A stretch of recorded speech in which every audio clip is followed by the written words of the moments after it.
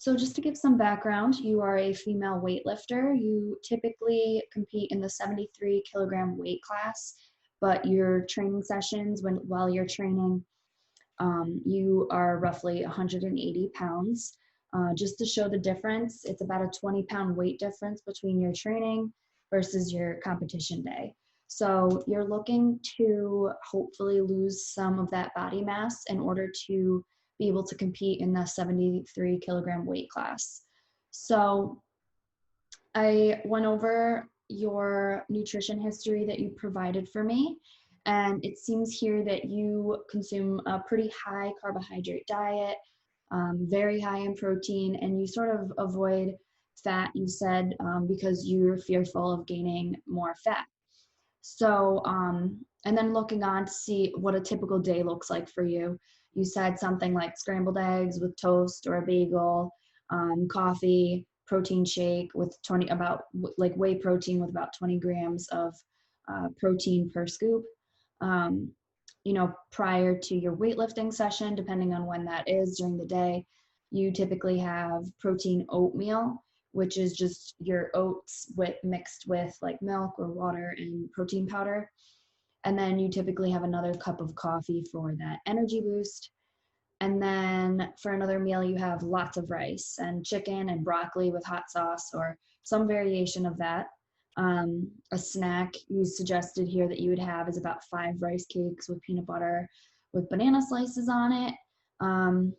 A typical, evening meal would be a baked potato with some sort of meat, pork tenderloin, chicken, beef, and then another vegetable, maybe like carrots or something. And then for like a sort of like a dessert or like late night snack, you said waffles with like syrup or something like that. So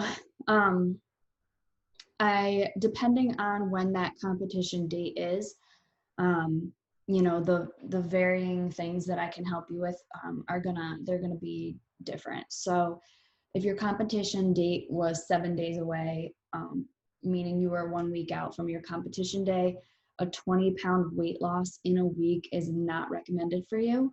That is extreme, like that would involve extreme caloric deficit, which can have some detrimental effects and impairments on your physiological and cognitive function. These can also lead to performance issues as well. Some of these detrimental effects can include like immune function issues, bone health, a lowered metabolic rate, hormonal processes could be disrupted, and it really does increase your risk of injury, potentially like fractures, bone fractures, stuff like that.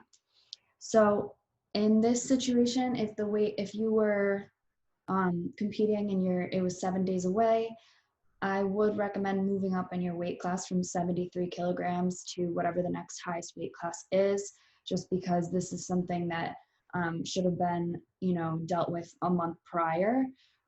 20 pounds in a week is just not an ideal or recommended weight loss regimen. So in this situation, I would recommend maintenance of body mass, or whether you had to gain or lose like 5 pounds, that's something that's doable. And then focus on just your pre-training fuel and post-training recovery. So if your competition day was greater than 7 days away, hopefully maybe even a month away, my goal for you would be to aim about 1% body mass loss per week. And this is done through a caloric deficit of roughly like 500 kcals deducted from your typical energy needs. So I base your energy needs off of your ideal body weight. And in this case, your ideal body weight is that 160 pounds, 73 kilogram body weight. So your calories would be about 3,000 calories per day, which is about 40 kcals per kilogram of body weight.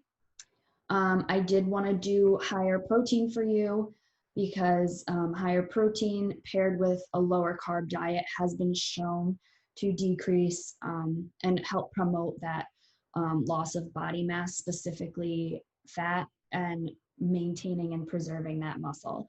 So for protein, we do 2.2 to 2.4 grams per kilogram, which is about 160 to 175 grams per day.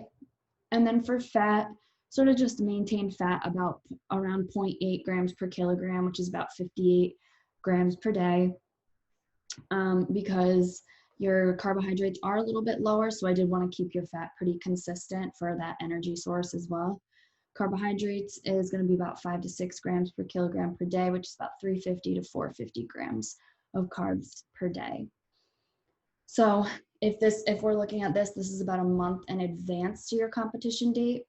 Once we meet about 7 days away from that weigh-in, the initial weigh-in where you need to make that weight, I would implement a lower carbohydrate diet, plus, continuing on with your training sessions and that caloric deficit of 3,000 calories.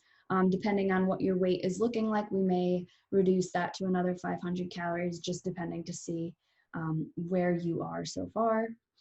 By doing this, it's going to promote at least a 2% body mass reduction while maintaining your muscle mass. So when I say low carb, I'm meaning less than 200 grams of carbs per day. So if you remember in the beginning of the month, when you're trying to lose that weight, it's about 350 to 450 grams per day. Now we're moving into less than 200 grams per day of carbohydrates.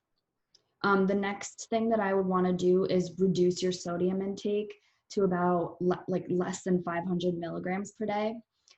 Sodium intake for the average individual is usually upper limit is 2,300 milligrams per day of sodium. So yours would be less than 500 milligrams per day. The reason for this is that sodium and water sort of follow each other. So if you are consuming high amounts of sodium, then you're really going to increase that fluid retention. So we want to lower your sodium intake so that we can lower the fluid retention in your body and hopefully lose some body mass through fluid loss. And then 2 days out from your competition, so about 48 hours prior, I want to decrease your dietary fiber intake to less than 10 grams per day. This is because dietary fiber can slow down your metabolism and draw water into the intestinal space, which can cause bloating and discomfort and even like weight gain. So we don't really want to do that. So decreasing the fiber in this time is a benefit, and it's also a preferred method over using like bowel prep formulas such as laxatives, which some athletes do resort to. So to sort of stay away from that, I'm going to recommend a decrease in dietary fiber. Now, 1 day prior to your weigh-in slash competition date, I am going to have to restrict fluid intake slightly while you are still training, hopefully. This will result in increased sweat losses, not like extensive, intense training. So just restrict your fluid loss. And then post weigh-ins, after weigh-ins, hopefully you go and get on that scale and you're within weight for your weight class of 73 kilograms. Post weigh-ins, it really is important to rehydrate yourself and replenish that fluid loss, as well as restore some glycogen stores so that you are prepared and fueled for the competition. So that is my recommendations for you, and I hope that helps.